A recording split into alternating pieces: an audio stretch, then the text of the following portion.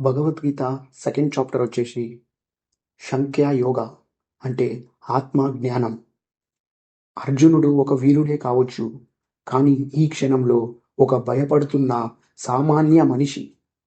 ఈ భయంకి సమాధానం తన ఆయుధంలో లేదు, ఈ యుద్ధంలో లేదు. ఈ సమాధానం వచ్చి తన జ్ఞానంలో ఉంది. అర్జునుడు కృష్ణుడి వైపు చూసి చెప్పాడు, కృష్ణ, నా బుద్ధి పూర్తిగా మోహంలో పడిపోయింది. నాకు ఏది మంచి ఏది చెడు అని తెలియట్లేదు. ఈ క్షణంలో నేను నీ శిష్యుణ్ణి అయిపోయాను. నా మనసుకి మార్గం చూపించు కృష్ణ అని అర్జునుడు కృష్ణుడిని అడిగాడు. ఈ క్షణంలో అర్జునుడు తన అహంకారాన్ని వదిలేసి కృష్ణుడిని ఒక గురువుగా అంగీకరించాడు. ఇక్కడే భగవద్గీత మొదలవుతుంది.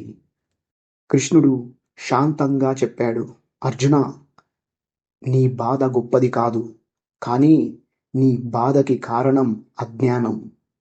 మీ వాళ్ళు చచ్చిపోతారు అని బాధపడుతున్నావు, కానీ నేను చెప్పేది విను. ఆత్మ ఎప్పుడూ చావదు, శరీరం మాత్రమే మారుతుంది. కృష్ణుడు చెప్పాడు, శరీరం పుడుతుంది, పెరుగుతుంది, రోగాలు వస్తాయి, చివరికి నశించిపోతుంది.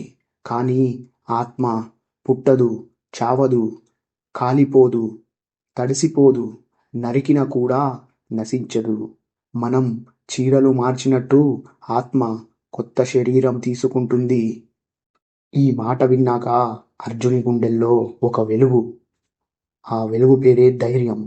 కృష్ణుడు చెప్పాడు, అర్జున, నీ ధర్మం నుండి పారిపోవటం నీ భయం వల్ల కాదు, అది అధర్మం. న్యాయం కోసం జరిగే యుద్ధంలో వెనక్కి తగ్గడం పాపం. యుద్ధం చెయ్యడం నీ ధర్మం. ఫలం నాకు వదిలేయ్, నేను చూస్తాను అని కృష్ణుడు చెప్పాడు. ఈ రోజుల్లో మనం కూడా అంతే. ఈ జాబ్ వదలాలా, రిలేషన్షిప్స్ కంటిన్యూ చేయాలా, రిస్క్ తీసుకోవాలా, ఏం చేయాలన్నా భయం, confusion, over thinking.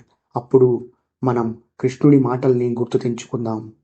Fear comes from body consciousness, peace comes from atma jnanam అని అర్జునుడు ఆలోచిస్తూ చెప్పాడు, కృష్ణ, నా భయం తగ్గుతుంది, కానీ నేను ధర్మం వైపు వెళ్తూ మోహం లేకుండా ఎలా ఉండాలి కృష్ణ అని అర్జునుడు కృష్ణుడిని అడిగాడు.